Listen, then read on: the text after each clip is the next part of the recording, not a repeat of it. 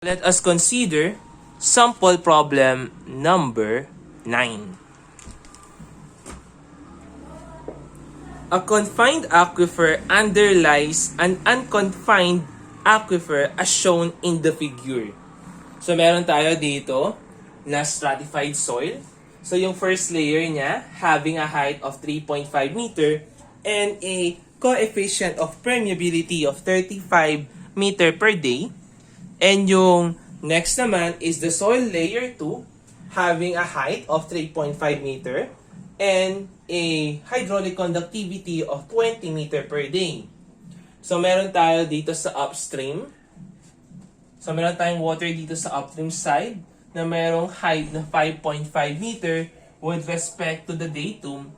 And of course, on the downstream side naman na 4.2 meter. So, yung mangyayari niyan dito is yung flow ng tubig natin. It will going to from one stream to another. Kasi nga, yung kino-consider dito sa problem natin, we are tasked to find the flow rate from one stream to another per meter width. So, mangyayari is yung flow natin is parallel siya. Parallel flow. So, meaning to say, yung hinahanap dito sa problem natin, compute the equivalent horizontal coefficient of permeability, the hydraulic conductivity, and the flow rate.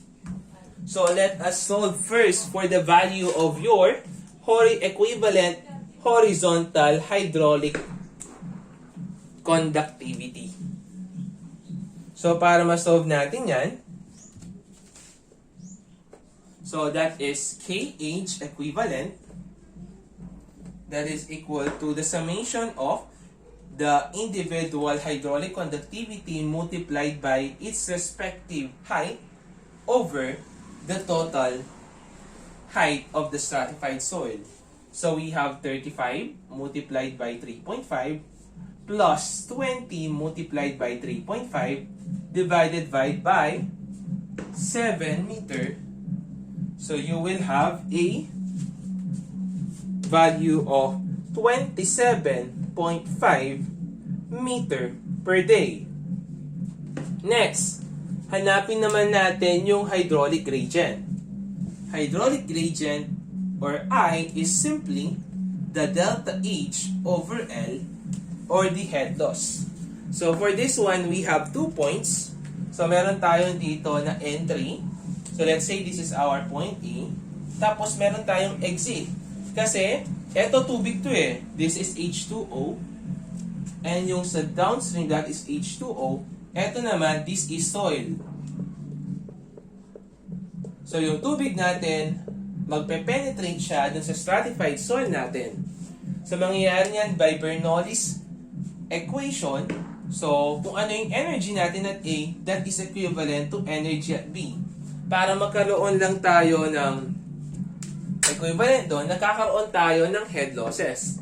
Kasi nga, upon the penetration ng flow natin dito sa stratified soil, nakakaroon tayo ng mga losses. So, since atmospheric lang naman tayo dito, madali lang naman kunin yung head loss natin.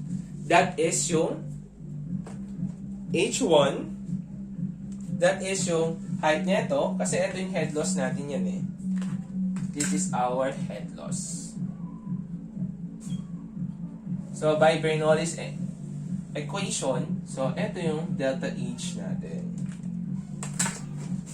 So, delta H, that will become 5.5 minus 4.2 divided by yung length of travel nung flow natin. So, for this, nag-travel yung flow natin ng 2,000 meter. So you have 2,000. So you will have a hydraulic gradient of 6.5 times 10 raised to negative 4. Lastly, hanapin naman natin yung flow rate from one stream. So upstream. So pupunta yung flow natin to the downstream per meter width. So mangyayari niyan is we will just consider a 1 meter strip dito. Magkakaroon tayo dito ng 1 meter. So ito yung consider natin. So in computing for the flow rate, yung kinukuha natin dyan is always yung perpendicular area. So for this, hindi na tayo mahihirapan kasi 1 meter width na lang yung consider natin. Kaso nga lang, so flow rate, that is area perpendicular multiplied by the velocity.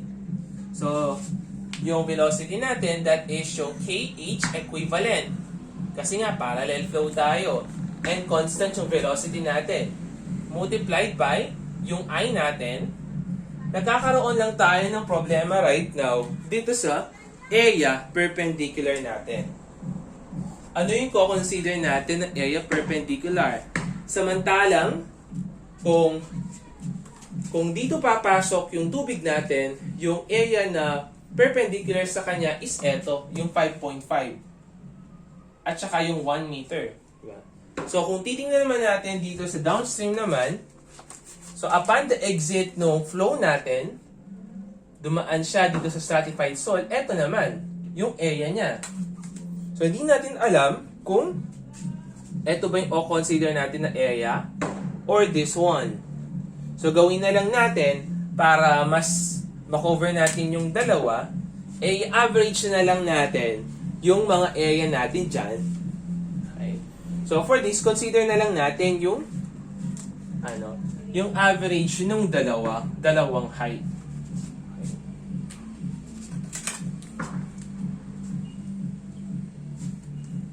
Area perpendicular. So, for that, Q is equals to, so yung area muna natin, average muna natin yung 5.5 plus 4.2 divided by 2. Average na lang natin yung heights. Multiplied by 1 meter width. Multiplied by 27.5, that is our hydraulic conductivity. And lastly, yung hydraulic gradient natin na 6.5 times 10 raised to negative 4. So you will have a flow rate of 0.087 cubic meter per day. So yun lang naman yung problem number 9 natin.